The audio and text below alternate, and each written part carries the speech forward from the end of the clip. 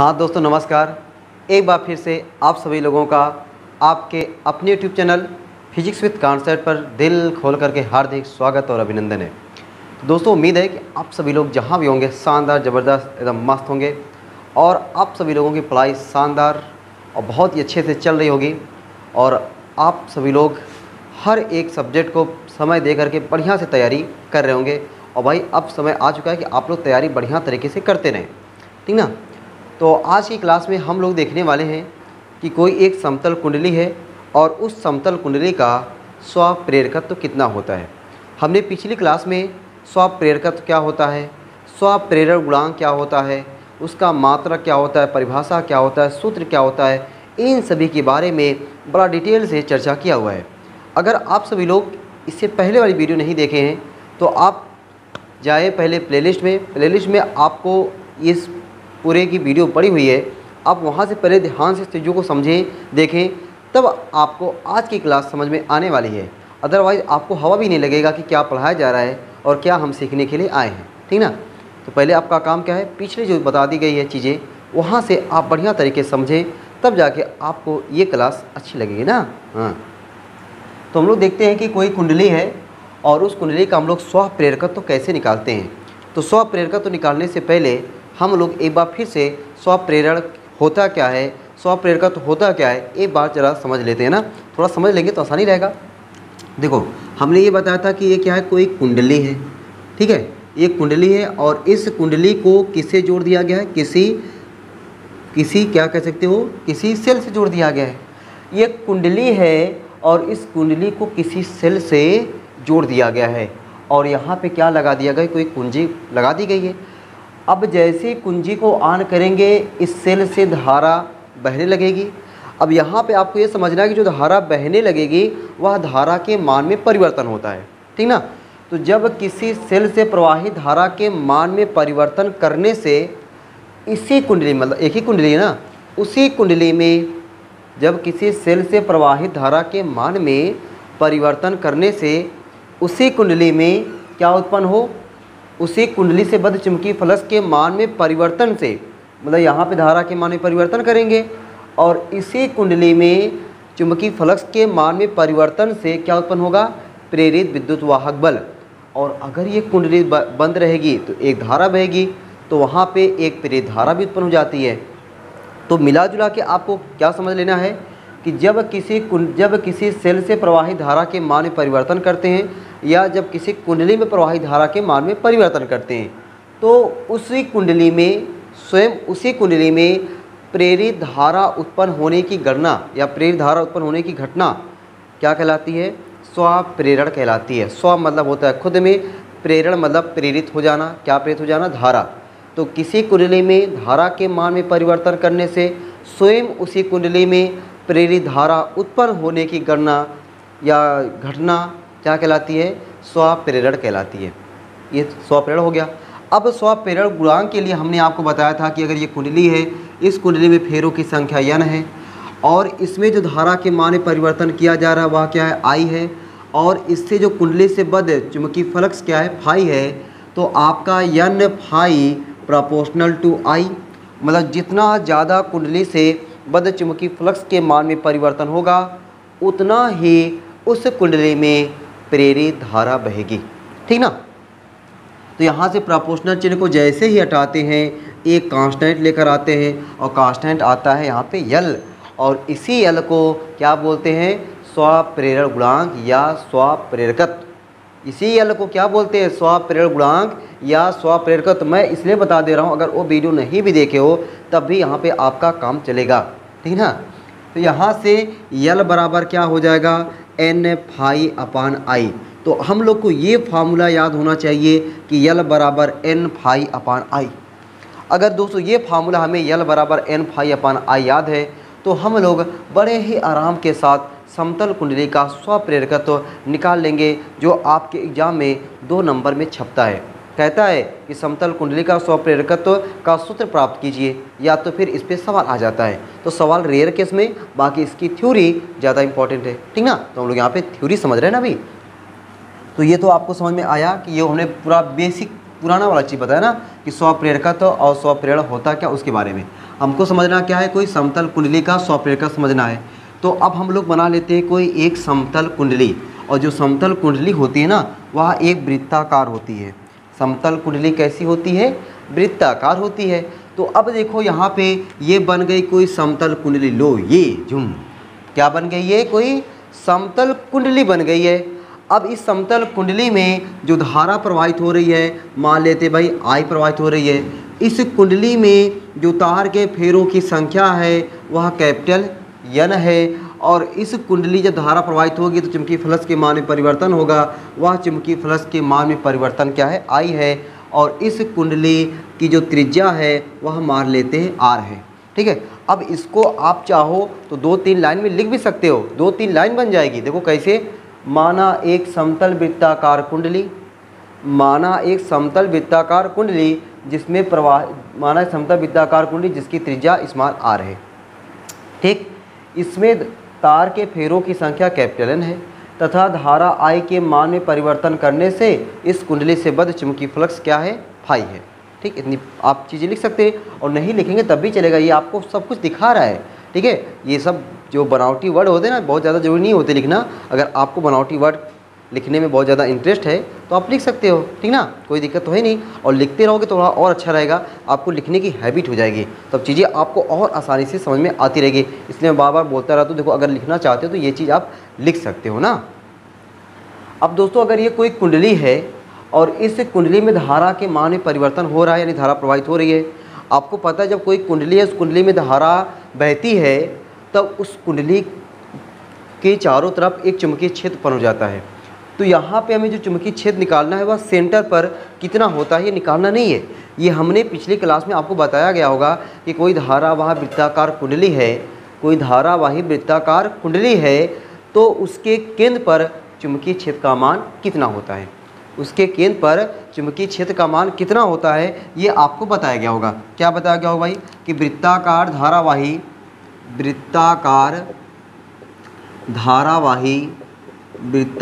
धारावाही कुंडली के केंद्र पर चुंबकीय क्षेत्र, वृत्ताकार धारावाही कुंडली के केंद्र पर क्या चुंबकीय क्षेत्र, ये आपको सूत्र डायरेक्टली यहाँ पे पता होना चाहिए। ये पिछली क्लास में बताया गया है, ठीक ना। आप देखेंगे चैप्टर 7 में मैंने आपको बताया हुआ है कि कोई वृत्ताकार धारावाही कुंडली है, उस कुंडली के केंद्र पर चुंबकीय क्षेत्र का मान जो आता है वह आपके एग्जाम के लिए वेरी वेरी इंपॉर्टेंट है। वो सूत्र कैसे निकाला गया है वो सूत्र इंपॉर्टेंट है, बाकी उस पर हमने सवाल भी लगवाया हुआ है। अगर आप नहीं देखे हैं तो जाकर चैप्टर 7 को देखिए, आपको पूरा चीज़ मिल जाएगा। ठीक है, पूरा एकदम वहाँ पे रखा हुआ है, बस आपको देखने की ज़रूरत है। तो वहाँ पे चुंबकीय क्षेत्र क्या बताया गया है कि B बराबर μ0/2 NI/R। ये डायरेक्ट फार्मूला आपको बताया गया ना कि अगर कोई वृत्ताकार कुंडली है उसमें तार के फेरों की संख्या कैपिटल N है, तब उस कुंडली के सेंटर पर चुंबकीय क्षेत्र का मान B बराबर μ0/2 NI/R होता है। अब आपको क्या हमने निकालना क्या है, स्वप्रेरकत्व। अभी हम निकाले क्या हैं, B निकाले हैं। हमको क्या चाहिए स्वप्रेरकत्व के लिए, L बराबर अभी हमने बताया N∅/I। तो दोस्तों हमें यहाँ पे तो अभी B मिला है, अभी हमें N∅ चाहिए, तो पहले हम लोग फाई निकाल लें। जब फाई मिल जाएगा हम लोग N से गुणा कर देंगे, N∅ हो जाएगा, ठीक ना। तो अब अगर B मिल गया है तो B से फाई निकालना आसान है कि नहीं, एकदम आसान है। कैसे, सिंस हम लोग जानते हैं, ठीक है, या तो फिर एक लाइन लिख सकते हो, यदि कुंडली से बद्ध चुंबकीय फ्लक्स फाई हो, ऐसे लिख देना, यदि कुंडली से बद्ध चुंबकीय फ्लक्स फाई हो, यदि कुंडली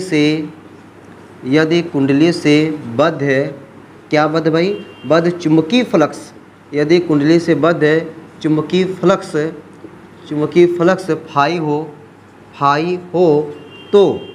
तो क्या फाई बराबर हम लोग ने सीखा हुआ है, फाई बराबर BA नहीं सीखे, फाई बराबर BA सीखिए ना। तो फाई बराबर क्या होता है, BA। अब हम लोग यहाँ पे B का मनवा पता हो गया है, अब A का मनवा हम लोग यहाँ से निकाल सकते हैं ना। A बोले तो क्षेत्रफल, और किसी कुंडली का क्षेत्रफल अगर वह वृत्ताकार है तो क्या होता है, πr² होता है। तो यहाँ से हम लोग कह सकते हैं फाई बराबर B की जगह पे μ0/2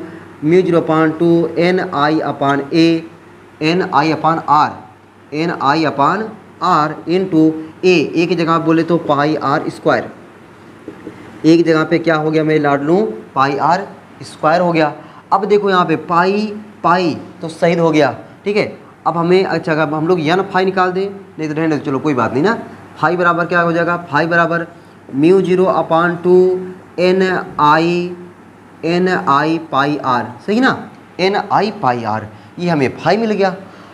हमको केवल फाई नहीं चाहिए भाई, हमें देखो, हमें अब देखो अगर हम मान लें कि कुंडली का स्वप्रेरक गुणांक यल हो तो यल बराबर n⁴/i लगा सकते डायरेक्ट, ठीक है। तो एक लाइन क्या लिखते हैं, यदि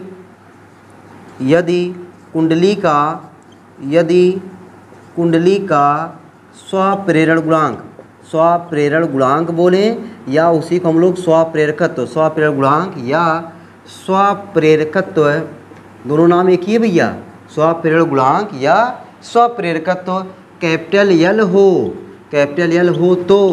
तो क्या यल बराबर n⁴/i। अभी हमने इसको पहले तो पढ़ाया ही था, इस क्लास की स्टार्टिंग में ही हमने आपको बता दिया कि यल बराबर n⁴/i होता है, और कैसे होता है ये भी हमने बताया। अब क्या करें बोलो, केवल फाई का मनवा ले जाके यहाँ पे ठोक दें।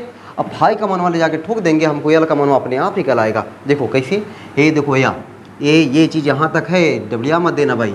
यल बराबर n/i अपनी जगह पे, l/i अपनी जगह पे। अब फाई का मनवा रखते हैं, फाई का मनवा हमने क्या निकाला, μ0/2 n पाई r। अब देखो कुछ कटेगा, i कटेगा, i कट गया तो यल बराबर देखो कैसे लिख दे इसको, यल बराबर μ0/2 n² पाई r। तो हमें ये क्या मिल गया, कोई समतल वृत्ताकार कुंडली है या कोई समतल कुंडली है, उस कुंडली का स्वप्रेरकत्व या स्वप्रेरक गुणांक का सूत्र। तो ये सूत्र आपको याद भी हो जाएगा, ठीक ना, एक आध दो बार जब याद करोगे, μ0/2 n² पाई r, μ0/2 n² पाई r याद हो जाएगा, ठीक ना। लेकिन ज़्यादा ज़रूरी क्या है, आपको फार्मूला कैसे निकाला गया है, स्टेप बाय स्टेप आपको ये ध्यान रखना है कि हमें कोई कुंडली है, उस कुंडली के सेंटर पर b का जो मान होता है μ0/2 ni/r। अब जब अगर b मिल गया, b से हम लोग क्या निकालेंगे, फाई निकालेंगे, फाई बराबर होता है ba, वहाँ से हमको क्या मिल गया, फाई मिल गया। अब जब फाई मिल गया तो यल निकालो ना डायरेक्ट, यल बराबर n⁴/i, वहाँ पे ले जाके हमने फाई का मान रखा, डायरेक्ट हम निकल के आ गया μ0/2 n² पाई r, ठीक है। ये क्या रहा दोस्तों कि कोई समतल कुंडली है, उस समतल कुंडली का स्वप्रेरकत्व का सूत्र, ठीक है। अब इसी प्रकार से हम लोग देख लेते हैं, पहले इतना नोट तो कर लो, मैं साइड हो गया हूँ भाई, आप लोग इसको दबा के पहले नोट कर लो, ठीक है। चलो भाई आप लोग नोट कर लोगे, और कोशिश क्या करो ना, जो मैं बोल देता हूँ ना थोड़ा थोड़ा ना, उसको भी लिख लिया करो। तो उससे क्या होगा कि आपका जो नोट्स बनेगा ना, बहुत ज़बरदस्त नोट बनेगा, और केवल उसको आप पढ़ लोगे, आपका एकदम तैयार, ठीक है। बाकी ऐसे केवल लिखोगे तो इससे आपका थोड़ा कम तैयार रहेगा ना। बच्चे हमारी समझ रहे हो ना थोड़ा थोड़ा। चलो अब दोस्तों हम लोग क्या देख लेते हैं कि कोई परिनालिका है, उस परिनालिका का लंबी परिनालिका है, कौन सी परिनालिका है, लंबी धारावाही परिनालिका है। उस लंबी धारावाही परिनालिका का स्वप्रेरक गुणांक या स्वप्रेरकत्व कितना होता है, ठीक ना। चलो इसको नोट हो गया होगा भाई, ये देखो यहाँ दबा के मैं मिटा रहा हूँ। लो भाई गंदा हो रहा है यार, मिट नहीं रहा बढ़िया से। लो भाई देखो तुम लोग का क्या होता है यार, मिटाने में बड़ा समय लग रहा है यार। हम लोग अब हेडिंग क्या डाल दें कि कोई परिनालिका है, उस परिनालिका का स्वप्रेरक गुणांक का सूत्र क्या होता है या स्वप्रेरकत्व का सूत्र क्या होता है, ठीक ना। चलो भाई मैं हेडिंग डाल रहा हूँ, क्या हो जाएगा हमारी हेडिंग, लंबी परिनालिका का, लंबी धारावाही परिनालिका ना, हाँ बढ़िया से लिखे, लंबी धारावाही परिनालिका का स्वप्रेरकत्व, ऐसे ही दे स्वप्रेरकत्व, जैसे उसमें लिखे थे ना, लंबी धारावाही परिनालिका का स्वप्रेरकत्व। अभी हमने क्या देखा था कि समतल कुंडली का स्वप्रेरकत्व जैसे उसको देखे हैं एकदम वैसे हमको इसको 2 कॉपी कर देना है। क्या कर देना है, 2 कॉपी कर देना है। अब बताओ भाई, जैसे हमने उसमें देखा कि कोई समतल वृत्ताकार कुंडली है, उसके सेंटर पर चुंबकीय क्षेत्र का मान B बराबर μ0/2 ni/r होता है। उसी तरीके से एकदम उसी तरीके से परिनालिका के केंद्र पर क्या लिख दें कि परिनालिका के केंद्र पर लंबी धारावाही परिनालिका लिखें पूरी।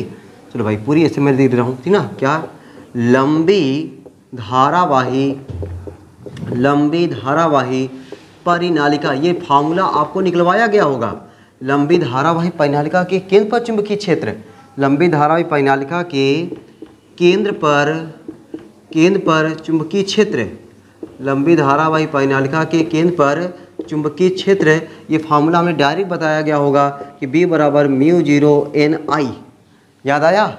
B बराबर μ0 Ni। जाके देखो थंबनेल बना होगा कि लंबी धारावाही परिनालिका के केंद्र पर चुंबकीय क्षेत्र या लंबी धारावाही परिनालिका के कारण चुंबकीय क्षेत्र। थंबनेल देख करके समझ जाना, वो भी टॉपिक इंपॉर्टेंट है। अगर आपको फार्मूला सीखना है तो वहाँ से सीखें, अगर फार्मूला सीखे हैं तो बस बने रहे। देखें कि अगर इसके बाद जो है हम लोग इस लंबी परिनालिका का स्वप्रेरकत्व कैसे निकालते हैं, ठीक ना। तो B बराबर μ0 Ni। अब इस μ0 Ni में अगर हम बात करें, यह μ0 क्या है? μ0 को हम लोग बोलते हैं वायु या निर्वात की चुंबकशीलता, और स्मॉल n क्या है? उस धारावाही परिनालिका के एक लंबाई में फेरों की संख्या, और I क्या है? उस लंबी धारावाही परिनालिका में प्रवाहित होने वाली धारा। लेकिन हम लोग जो परिनालिका मानेंगे उस परिनालिका में तार के फेरों की संख्या कैपिटल N है।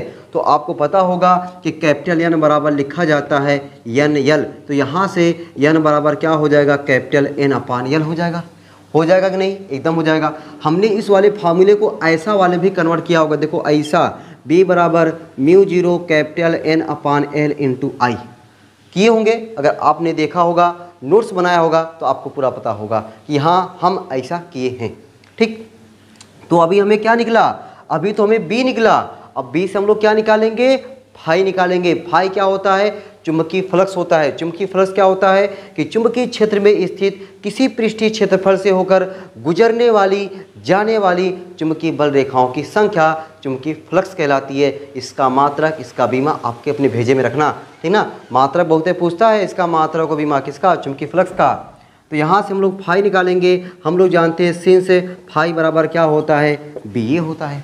फाई बराबर क्या होता है? BA होता है। तो यहाँ से फाई बराबर B का मान पता चल गया, μ0 capital N upon L I into A। अब देखो यहाँ पे जो परिनालिका है ना, परिनालिका की लंबाई चौड़ाई तो हमको पता ही नहीं है, तो हम उसका क्षेत्रफल कैसे निकालेंगे? जैसे कुंडली था, उस कुंडली का हमें त्रिज्या पता था, इसलिए हमने उसका क्षेत्रफल निकाल लिया πr²। लेकिन यहाँ पर जो परिनालिका है, उस परिनालिका की लंबाई चौड़ाई नहीं पता है। नहीं पता होने से उसका एरिया निकाल सकते हैं? नहीं निकाल सकते। तो हमने एरिया जगह पे केवल क्या लिखा? A लिखा, ठीक ना। अब जब हमको फाई मिल गया, अब फाई से हमको क्या निकालना है? फाई से हमको यल निकालना है। यल बोले तो क्या है? स्वप्रेरकत्व। स्वप्रेरकत्व क्या होता है? ये सब चीज़ें आपको पहले बता दी गई है।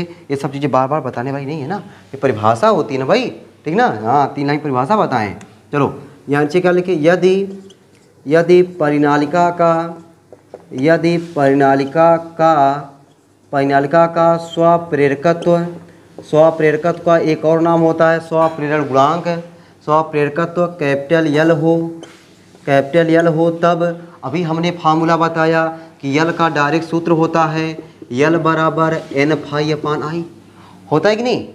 यल का डायरेक्ट फार्मूला होता है यल बराबर N फाई अपान I। यन क्या है? उस कुंडली में फेरों की संख्या। फाई क्या है? उस कुंडली से बद्ध चुंबकीय फ्लक्स। I क्या है? उस कुंडली में बहने वाली धारा।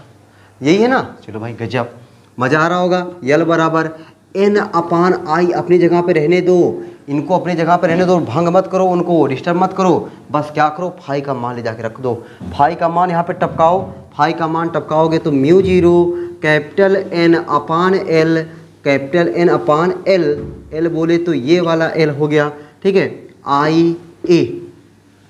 अब कोई जाएगा?